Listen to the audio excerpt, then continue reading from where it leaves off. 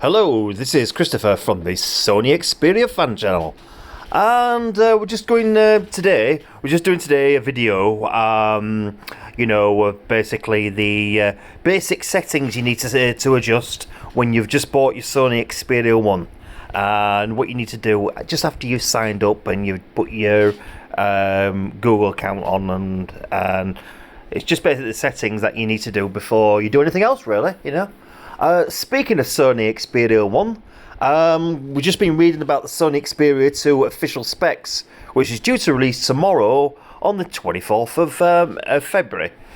Apparently, it's got the same screen as the Sony Xperia 1, which is not a bad thing. And it's got a motion blur 90Hz with different equivalent, whatever that means. We'll have to see. 8GB of RAM, 256GB of storage. Snapdragon 865, supports 5G, 3 12-megapixel cameras again. I was hoping for a 64 meg bin down to 12, but we'll see how it works out. We've got a time of flight sensor this time, and it's got, instead of 2 times optical on the Xperia 1, the Xperia 1 Mark II has 3 times, and a 70mm 12-megapixel. So it's a genuine, not a dodgy one that's on the Samsung Galaxy S20 Plus. Boring old, nothing crazy. 8-megapixel selfie camera. The 3.5mm headphone jack is a welcome back. The usual IP568. 4,000 milliamp battery, which is a massive leap from our 3,300 milliamp. And that's all the tech specs I've got today. Hang on. Yep. That's about it, really. So anyway, let's move on to back to what we were doing the video about. So these are the settings that you want to do. Okay. Stage 1. Okay, general settings. Okay. Now, this is assuming that you've got Android 10 or you've upgraded it to Android 10. This is what you need to do. Okay, pull yourself up and type settings in your search. The first thing you want to do is appearance. This is important. This is more important than you think because it saves you so much in battery life. Pop yourself into appearance. And change your wallpaper. This is the first thing you do, because what comes standard is the nice and pretty, admittedly, Sony Live wallpaper. And any live wallpaper, it eats up battery like crazy. So put it off and put it on a static image. For example, like this one. Speaking of images, if anybody wants this image, you need to Google Draconian Times by Paradise Lost high resolution image. That's the artwork from their album. It's like a gothic metal band. So let's get back into the settings. Okay, so we'll go back to appearance. So this Xperia loops, again, you want to turn off. Okay, again, that saves battery. Ambient display, always on display. Now, if people want always on display, yeah, sure, but it uses a lot of battery life. So get yourself into there. When to show ambient display? Off. Then you want to make sure new notifications are off. That's set to none. Photo playback is off. Music information is off. And that's it. There's no ambient display coming up when you've got the phone disengaged. Okay? So that will save you a ton of battery life there alone. Apps and notifications. Again, this is just preferences. You can set that to whatever you want. Battery. Now this is a good one. This is your battery section. Okay. First thing we want to do is talk about adaptive battery. Here. Right? What this does is that it limits battery usage for apps that you don't use much, but when those apps that you don't use much are not getting the battery that they need, they could run a bit slow. So you need to turn that to off. Okay, next thing, make sure battery percentage is selected to on. And now this is the interesting one, battery care. Right, how it works, this is a scenario with what I call Spamsung phones. We know what we're talking about when we say Spamsung. Okay, Spamsung phones and others. Say when you go to bed and you've got 5% charge, and then 90 minutes later it's at 100%. But you don't sleep for 90 minutes. You sleep for 7-8 hours or whatever how long it is. So that means there's 6 hours, 6.5, whatever, where it's still charging at 100%. So after 6 months to a year of this, it's just going to ruin your battery, you know, and you're not going to get the battery capacity that you once had. So what you need to do is what this does is you set battery care to on, and now you can do one of two things. You can set it to auto sense, so when you after a couple of days it will learn through its own algorithm that when you go to bed, i.e. when you plug the battery, and when you take it out the charger again, and it will adjust accordingly. However, you can set to custom.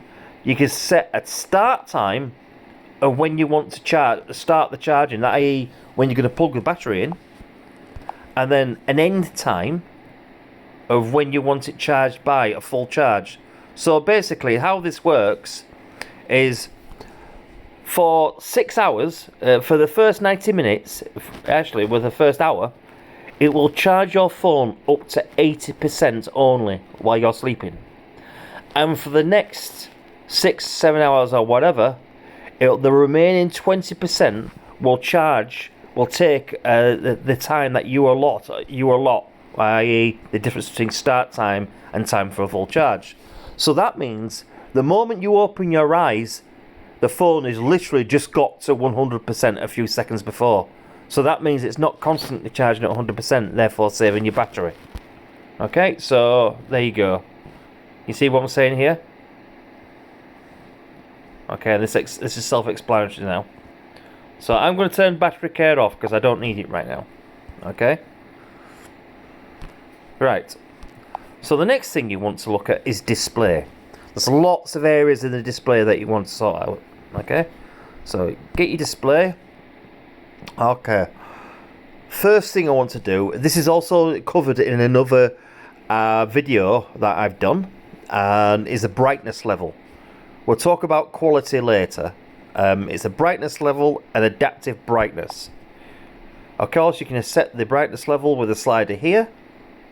Now, with the older Sony phones, you know, like the XZ Premium, etc., we just turned adaptive brightness off, you know, and put brightness level to max when we needed it in direct sunlight. However, you'll notice that the screen is quite dim in direct sunlight if you have adaptive brightness off. So what you do is you turn on adaptive brightness, and what this does, when it's in a maximum sunlight, it adjusts the actual brightness level automatically brighter than this slider here will let you. Okay, so it gives about 700 nits of brightness whilst in the sun, which is more than enough for what you need to see in the sun. Okay, font size. This is a 21:9:9 screen, remember, so you can choose on how much you want the font, but bear in mind this when you're displaying websites, this will obviously make you have to scroll a bit more. And you got the display size. I like to set it like that. Can you see what the difference is? Again, it's taking up more screen. Look at that. Okay, you can set it on small or default. It's up to you. Right. So you can play about with these two settings. Auto rotate screen must be set to on. Okay, so if you turn the phone, especially when you're playing games or watching a movie, it turns into the right orientation for you. It switches to there. Lock screen preferences, that's up to you to set. It differs from person to person. Now go to advanced. Side sense, if you double tap on the edge of the screen, people saying that side sense has been triggering off when they don't need it, or they can't activate when they do need it. But as you can see, it's a matter of timing and how you do it. Okay, and it works 100% all the time. We'll do it again. There you go. Okay, so basically, you can set a multi-window. So say if you want one app in another section and another app in another section, you can do that. You can set whatever shortcut apps that you want in there. I don't know why Bluetooth is enabled. Well, there you go. Okay, and you can actually set it as well for one-handed mode. Say for example, if you want to, let's go out of here. Right, we've got an app open. And say if you want to.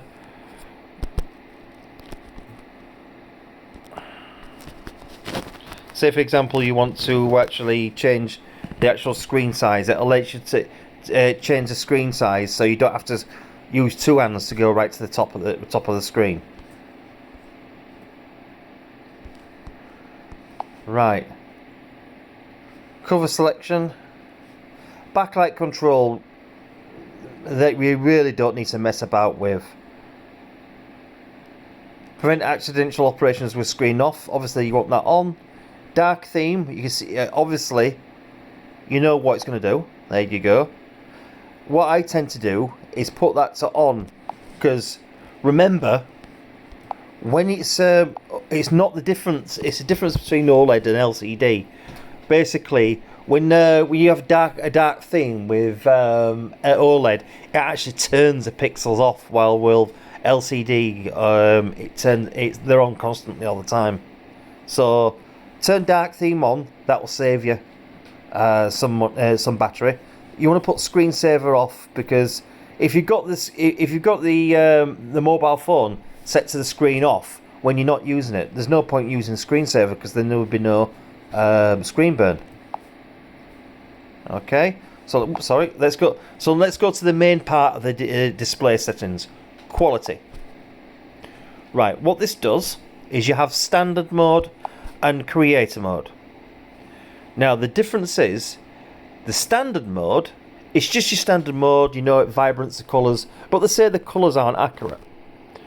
The creator mode turns it into your screen into a 10-bit colour accurate screen with so-called Sony's master monitor, and it gets the colours 100% accurate. However, there's a caveat to this. While the colours are accurate, the intensity of those colours aren't, and it's something that Sony has to work on. So then you've got bearing in mind, this creator mode at the moment only seems to work in Netflix. Bearing in mind, if you've got creator mode on or standard mode while you're taking videos or taking an image, it does not matter. It does not alter the image difference while you're taking it. This only applies when you're displaying it back on the screen of this phone. Okay.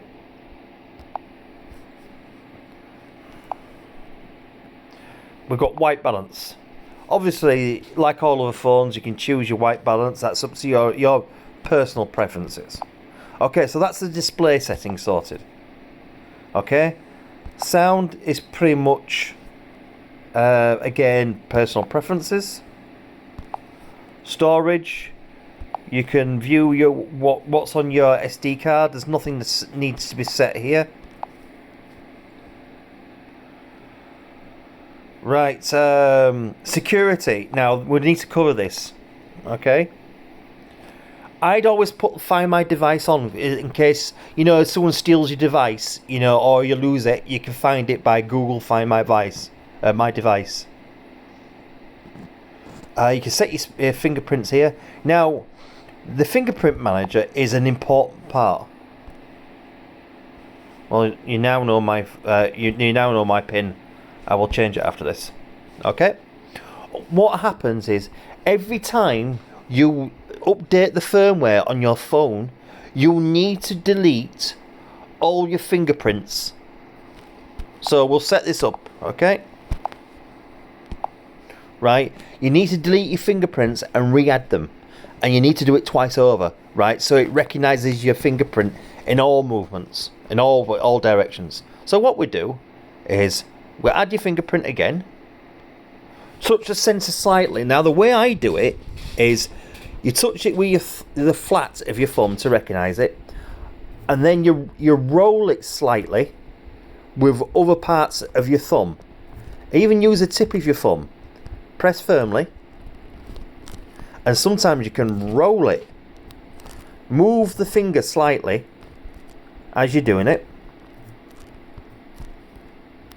Can you see how I'm using different parts of the thumb here? Now you want to add it again, so you can get as many impressions as possible of that thumbprint.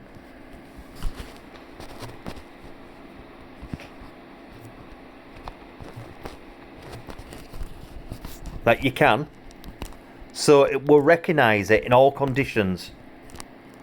Bear in mind, this will not recognize a thumbprint if your fingers or thumb is the least bit greasy or wet. It won't recognize, and you'll have to use your pin lock. Okay, done. Okay, so now we've got fingerprint manager done. Okay, again, all rest of this is just self-explanatory. This is the part where you wanted to get into system. Okay. Now what happens is, if you want to set your phone where to automatically type when you use your voice, use Google Keyboard. Okay. This way you can set your languages, your point to speech, your text to speech output, etc. Google spell checker, right? You can set the default languages you want to use. If you get American English, which to me is an oxymoron, there's no such thing as American English, there's only English. And Microsoft need to be informed of this. Okay. So basically, set your English to United Kingdom if you live in England. If you're a Yank, you set it up into friendly fire. Into United States English. Again, I don't know if that's a real language, but we'll see. Okay, so you know the default spell checker. Okay. Okay. So now what we need to do is you can set your gestures here. This is another thing with Android 10. Go to advanced. You can set up if anybody wants to use it, use more than one of it. Now to get developer options, you have to do this. Use a system.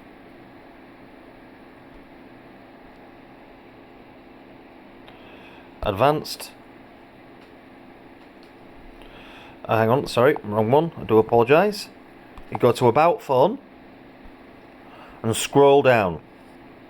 And where it says build number, you press that 8 times and it'll enable developer options.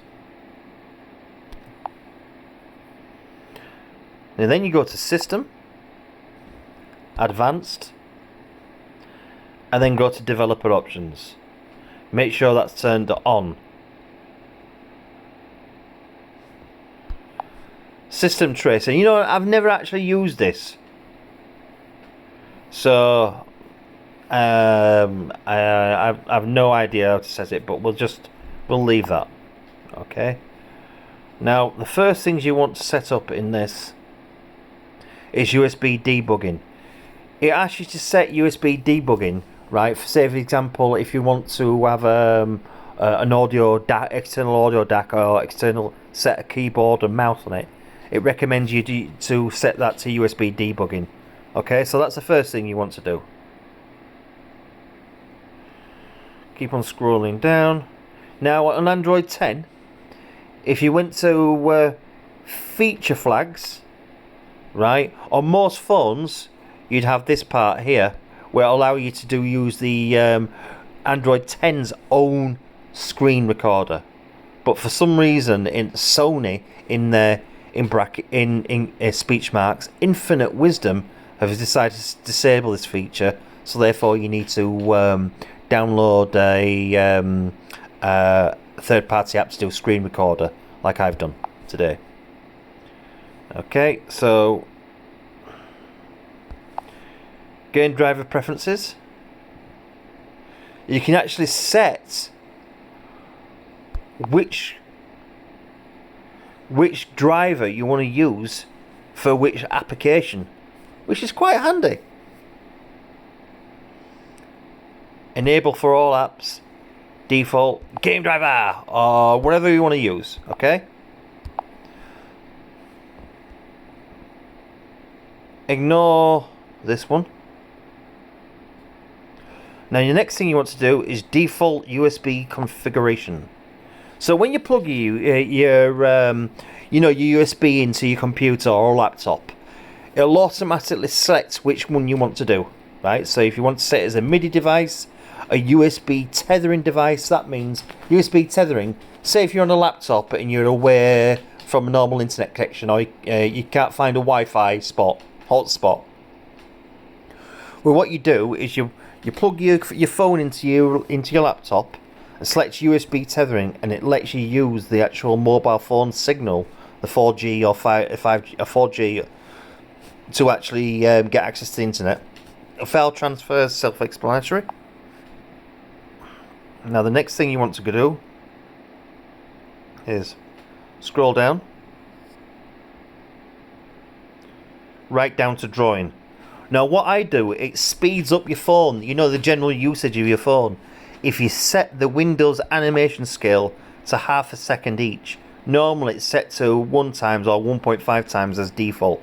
Set them all to 0.5 and everything just launches faster.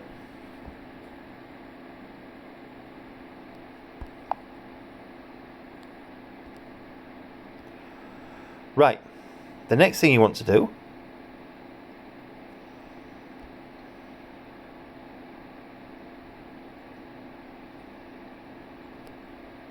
you don't want to enable that. You want to keep if you want to keep on scrolling right down to the bottom, the next one that's interesting is this part, theming. Now as you can see, I've got the accent colour at the top here where it says on to green. You can change that to anything you want. So if you want black, which actually shows white, but you get the idea. You want the accent colour to purple, as you see by the on button there. If you want the device default, which is a blue, or if what I had before, green. Okay. Headline body font. You can choose what fonts you want to use. Can you see it's totally changed the fonts now? I actually don't like this font actually, it's right, so device default. You can see the font's changed back to normal now. Icon shape, square teardrop. So you can only change the shape of the icon, not the size. If you want, for some reason, Sony in their infinite wisdom, sarcastically, has decided to lock down the size of the icon shape in the actual operating system. So the size of the icon itself. So you can change the shape, but not the size. If you want to change the size, then I recommend the best one, the icons. The best one is called Nova Launcher. That's the one that you want to use. It's very customizable. So that's the main things you want to change in developer options. Multiple users if you want more than one person to actually use the phone. Software update, self-explanatory. All your latest updates here. If you're unsure, press refresh. There you go. Okay. Obviously it's asking me to install some apps. So these are the main settings that you will want to change. Other settings such as cinema